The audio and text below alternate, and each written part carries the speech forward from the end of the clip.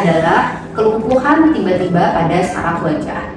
Jadi kelumpuhan pada saraf wajah atau biasa dikenal dengan nervus facialis, nervus 7, yang menyebabkan terjadinya wajah menjadi asimetri. Otot-otot wajah yang asimetri ini bersifat temporer atau sementara. Penyebab Bell's palsy sampai saat ini masih bersifat idiopatик, artinya belum diketahui secara pasti. Tetapi dari beberapa penelitian menyatakan bahwa mayoritas penyebab dari Bell's palsy adalah infeksi virus. Virus yang paling sering menyebabkan Bell's palsy adalah virus herpes zoster maupun herpes simplex.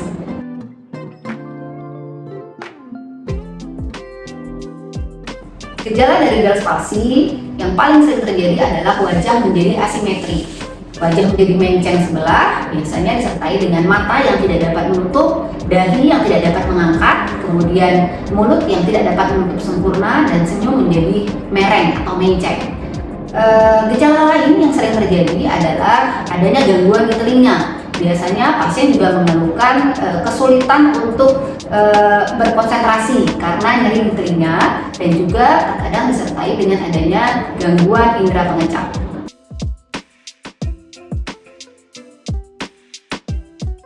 Oke, selanjutnya perbedaan antara stroke dan juga Bell's palsy. Jadi ini merupakan pertanyaan yang paling sering ditanyakan oleh pasien. Kita memang khawatir apakah ini merupakan satu gejala stroke atau hanya Bell's palsy. Jadi perbedaannya bisa dinilai dari penyebabnya. Penyebabnya itu sudah berbeda. Untuk Bell's palsy penyebabnya mayoritas karena virus atau infeksi virus yang menekan area saraf wajah. Sedangkan untuk penyebab stroke sendiri adalah kelainan pembuluh darah otak. Kemudian kita juga bisa nilai dari gejala yang terjadi pada pasien.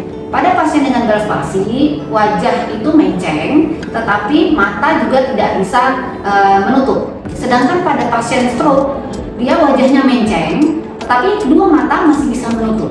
Ya, jadi dari matanya itu sudah bisa kita nilai. Kemudian kalau stroke, dia mempunyai gejala spesifik lain, misalnya kelemahan pada kaki dan juga tangan, disertai dengan rasa kebas dan nyeri kepala. Jadi untuk pemeriksaan lebih lanjut memang dibutuhkan di rumah sakit untuk mendiagnosa dengan jelas apakah ini stroke atau Bell's palsy.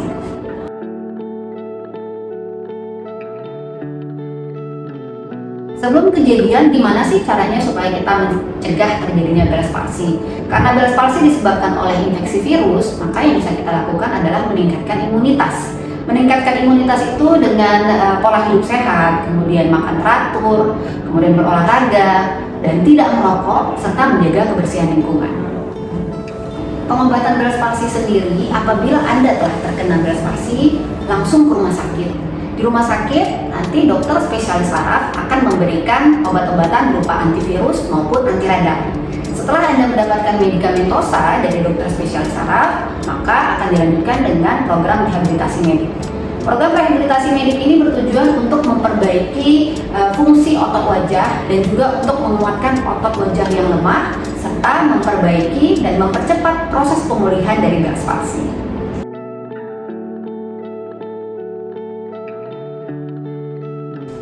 Jika telah terkena Bell's palsy, apa yang bisa Anda lakukan? Yang pertama, istirahat yang cukup.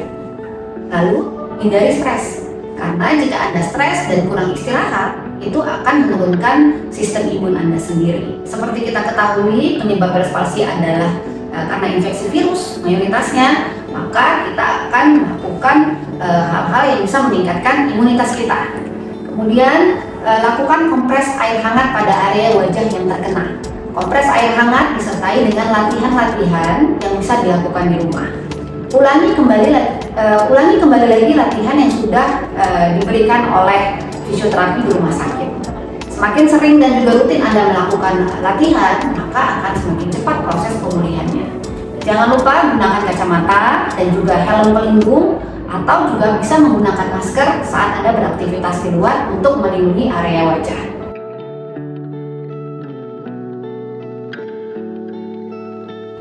Apa saja prosedur rehabilitasi medik pada Bell's palsy? Yang pertama, kita akan melakukan pemeriksaan terlebih dahulu terhadap pasien.